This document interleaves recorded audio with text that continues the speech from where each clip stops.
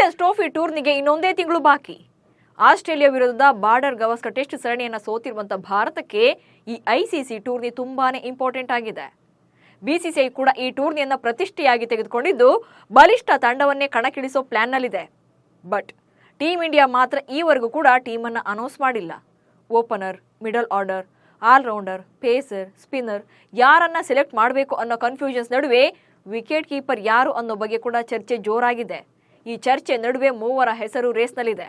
ಹಾಗಾದ್ರೆ ಯಾರೆಲ್ಲ wicket keeper ರೇಸ್ನಲ್ಲಿದ್ದಾರೆ, ಏಕದಿನ ಕ್ರಿಕೆಟ್ನಲ್ಲಿ ಅವರ ಪರ್ಫಾರ್ಮೆನ್ಸ್ ಹೇಗಿದೆ, ಯಾರಿಗೆ ಫಸ್ಟ್ ಪ್ರಿಫರೆನ್ಸ್ ಸಿಗ್ಬೋದು ಅನ್ನೋದನ್ನೇ ಇವತ್ತಿನ ವಿಡಿಯೋದಲ್ಲಿ ಹೇಳ್ತೇನೆ.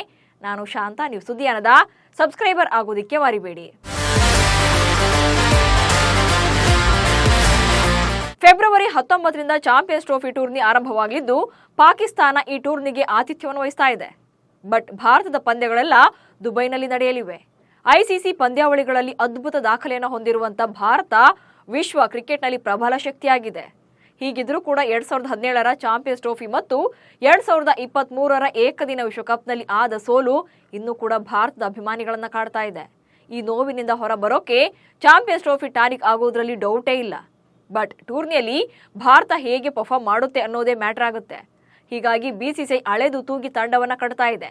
ಈ ಪೈಕಿ ವಿಕೆಟ್ ಕೀಪರ್ ಸ್ಥಾನಕ್ಕೆ ಯಾರು ಸೆಲೆಕ್ಟ್ ಆಗ್ತಾರೆ ಅನ್ನೋದು ಕೂಡ ಹಾಟ್ ಟಾಪಿಕ್ ಆಗಿದೆ. ಕೆಎಲ್ ರಾಹುಲ್, ಸಂಜು ಸ್ಯಾಮ್ಸನ್ ಮತ್ತು ರಿಷಬ್ ಪಂತ್ ಪೈಪೋಟಿ. ಸದ್ಯ ಟೀಮ್ ಇಂಡಿಯಾದಲ್ಲಿ ಚಾಂಪಿಯನ್ಸ್ ಟ್ರೋಫಿಗೆ ಈ ಮೂವರಲ್ಲಿ ಒಬ್ಬರಿಗೆ ಚಾನ್ಸ್ ಸಿಗೋದು ಗ್ಯಾರಂಟಿ.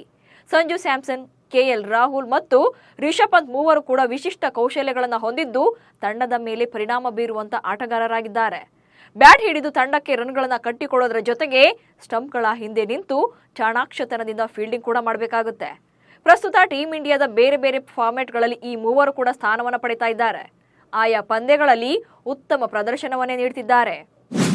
ಮೂವರ ರೇಸ್, ವಿಕೆಟ್ ಕೀಪಿಂಗ್ ನಲ್ಲಿ ಬೆಸ್ಟ್ ಪರ್ಫಾರ್ಮೆನ್ಸ್. ವಿಕೆಟ್ ಕೀಪಿಂಗ್ ಅಂತ ಬಂದ್ರೆ ಮೂವರು ಕೂಡ ಗುಡ್ ಪ್ಲೇಯರ್ಸ್. ಒಬ್ಬೊಬ್ಬರದ್ದು ಕೂಡ ಒಂದೊಂದು ರೀತಿಯ ಪ್ಲಸ್ ಪಾಯಿಂಟ್ಸ್ ಇವೆ. ಕೆಎಲ್ ರಾಹುಲ್ ಅವರು ಏಕದಿನ ಕ್ರಿಕೆಟ್ನಲ್ಲಿ ಅದರಲ್ಲೂ ಕೂಡ ವಿಶೇಷವಾಗಿ ಮಧ್ಯಮ ಕ್ರಮಾಂಕದಲ್ಲಿ ಇನ್ನಿಂಗ್ಸ್ ಅನ್ನು ಆಡಬಲ್ಲರು. 2023ರ ವಿಶ್ವಕಪ್ನಂತಹ ಹೆಚ್ಚಿನ ಒತ್ತಡದಂತಹ ಪಂದ್ಯಗಳಲ್ಲೂ ಕೂಡ ಅವರ ಅನುಭವ ಮತ್ತು ಪ್ರದರ್ಶನ ರಾಹುಲ್ ಸಾಮರ್ಥ್ಯಕ್ಕೆ ಕನ್ನಡಿ ಹಿಡಿದಂತಿದೆ. ಇನ್ನು ರಿಷಬ್ ಪಂತ್ ಕೂಡ ತಮ್ಮ ಸ್ಫೋಟಕ ಬ್ಯಾಟಿಂಗ್ಗೆ ಹೆಸರುವಾಸಿಯಾಗಿದ್ದಾರೆ. ತಂಡಕ್ಕೆ ಮಧ್ಯಮ ಕ್ರಮಾಂಕದಲ್ಲಿ ಈ ಎಡಗೈ ಬ್ಯಾಟ್ಸ್ಮನ್ ಬೆಸ್ಟ್ ಚಾಯ್ಸ್ ಆಗ್ತಾರೆ. ಇನ್ನು 2024ರ T20 ವಿಶ್ವಕಪ್ ಸಮಯದಲ್ಲಿ ಇದನ್ನ ರಿಷಬ್ ಪಂತ್ ಪ್ರೂವ್ ಕೂಡ ಮಾಡಿದ್ದಾರೆ. ಮತ್ತೊಂದು ಕಡೆ ಸಂಜು ಸ್ಯಾಮ್ಸನ್ ಕೂಡ ಅದ್ಭುತ ಪ್ರದರ್ಶನವನ್ನೇ ನೀಡ್ತಾ ಇದ್ದಾರೆ. ದೊಡ್ಡ ದೊಡ್ಡ ಹಿಟ್ಗಳೊಂದಿಗೆ ಆಟದ ದಿಕ್ಕನ್ನೇ ಬದಲಿಸುವ ತಾಕತ್ತನ್ನು ಕೂಡ ಹೊಂದಿದ್ದಾರೆ. ಸೊ ಈ ಮೂವರ ಏಕದಿನ ಪರ್ಫಾರ್ಮೆನ್ಸ್ ಹೇಗಿದೆ ಅನ್ನೋದನ್ನ ನೋಡ್ತಾ ಹೋಗೋಣ. ಮೊದಲಿಗೆ ಕೆಎಲ್ ರಾಹುಲ್ ಬಗ್ಗೆ ಹೇಳೋದಾದ್ರೆ, ಕೆಎಲ್ ರಾಹುಲ್ ಅವರು ಈವರೆಗೆ 77 ODI ಪಂದ್ಯಗಳನ್ನು ಆಡಿದ್ದಾರೆ. ಈ ಪೈಕಿ 2851 ರನ್ಗಳನ್ನ ಕಲೆ ಹಾಕಿದ್ದಾರೆ. ಹಾಗೆ ಬ್ಯಾಟಿಂಗ್ ಸರಾಸರಿಯನ್ನ ನೋಡೋದಾದ್ರೆ 49.15 ಇದೆ. ಇನ್ನು ಸ್ಟ್ರೈಕ್ ರೈಟ್ 87.56 ಇದೆ. 18 ಬಾರಿ 50 ಹೊಡೆದಿದ್ದಾರೆ.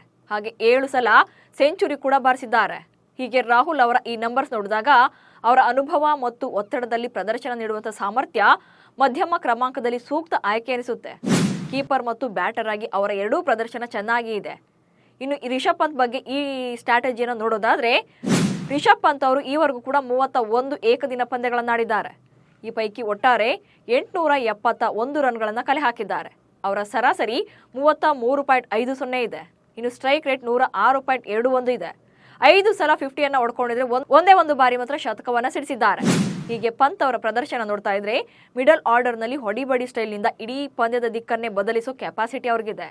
ಬೌಂಡ್ರಿಗಳು, ಸಿಕ್ಸ್ಗಳು ಮತ್ತು ಸ್ಟ್ರೈಕ್ ರೇಟ್ ನಿಂದಾಗಿ ಅತಿ ವೇಗದಲ್ಲಿ ಸ್ಕೋರ್ ಅನ್ನ ಹೆಚ್ಚಿಸ್ತಾರೆ. ಸೊ ಸಂಜು ಸ್ಯಾಮ್ಸನ್ ಬಗ್ಗೆ ನೋಡೋದಾದ್ರೆ, ನೆಕ್ಸ್ಟ್ ಯಾರಿದ್ದಾರೆ ಅಂತ ಸಂಜು ಸ್ಯಾಮ್ಸನ್.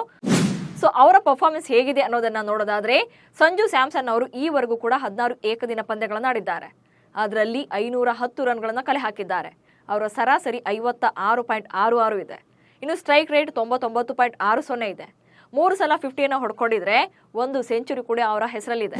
ಸೊ ಸಂಜು ಸ್ಯಾಮ್ಸನ್ ಅವರು ಇತ್ತೀಚೆಗೆ T20 ಪ್ರದರ್ಶನಗಳನ್ನು ಜಾಸ್ತಿ ನೀಡ್ತಾ ಇದ್ದಾರೆ. 16 ಏಕದಿನ ಪಂದ್ಯಗಳನ್ನು ಆಡಿ ಭರವಸೆ ನೀಡಿದ್ರು ಕೂಡ ಅವರ ಇಂಪ್ಯಾಕ್ಟ್ ಹೇಗೆ ಪ್ಲಸ್ ಆಗುತ್ತೆ ಅನ್ನೋದನ್ನ ನೋಡಬೇಕಾಗುತ್ತೆ. ಆದ್ರೂ ಈ ಮೂವರನ್ನ ಕಂಪೇರ್ ಮಾಡಿದ್ರೆ ಬ್ಯಾಟ್ಸ್ಮನ್ಗಳ ಪೈಕಿ ಸಂಜು ಸ್ಯಾಮ್ಸನ್ ಅವರು ODIಗಳಲ್ಲಿ ಅತ್ಯುತ್ತಮ ಸರಾಸರಿಯನ್ನು ಹೊಂದಿದ್ದಾರೆ. ಸೊ ಇಷ್ಟೆಲ್ಲ ನಂಬರ್ಸ್ ರಿಸಲ್ಟ್ ನೋಡಿದ ಮೇಲೆ ಒಬ್ಬೊಬ್ಬರದ್ದು ಕೂಡ ಒಂದೊಂದು ರೀತಿಯಲ್ಲಿ ಪ್ಲಸ್ ಪಾಯಿಂಟ್ಸ್ ಅನ್ನು ಹೊಂದಿದ್ದಾರೆ. ಕೆಎಲ್ ರಾಹುಲ್ ಅವರ ಎಕ್ಸ್ಪೀರಿಯನ್ಸ್ ಹಾಗೆ ಕ್ಲಾಸಿಕ್ ಬ್ಯಾಟಿಂಗ್ ಸ್ಟೈಲ್ ವರ್ಕೌಟ್ ಆಗಬಹುದು. ಇನ್ನು ಪಂತ್ ಅವರ ವಿಚಾರಕ್ಕೆ ಬಂದ್ರೆ ಅವರ ಅಗ್ರೆಸಿವ್ ಬ್ಯಾಟಿಂಗ್ ಪಂದ್ಯದ ದಿಕ್ಕನ್ನೇ ಬದಲಿಸುತ್ತೆ. ಇನ್ನು ಸಂಜು ಸ್ಯಾಮ್ಸನ್ ಅವರ ಪವರ್ ಹಿಟ್ಟಿಂಗ್ ಬ್ಯಾಟಿಂಗ್ ಕೂಡ ಕೈ ಹಿಡಿಯೋದ್ರಲ್ಲಿ ಅನುಮಾನನೇ ಇಲ್ಲ.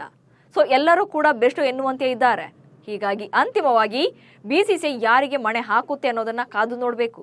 ಸೊ ನಿಮ್ಮ ಪ್ರಕಾರ ಈ ಮೂವರಲ್ಲಿ ಚಾಂಪಿಯನ್ಸ್ ಟ್ರೋಫಿಗೆ ಬೆಸ್ಟ್ ವಿಕೆಟ್ ಕೀಪರ್ ಯಾರು ಅನ್ನೋದನ್ನ ಕಮೆಂಟ್ಸ್ ಮೂಲಕ ತಿಳಿಸಿ. ಹಾಗೆ ಸುದ್ದಿಯಾನವನ್ನು ಫಾಲೋ ಮಾಡಿ. ನಮಸ್ಕಾರ.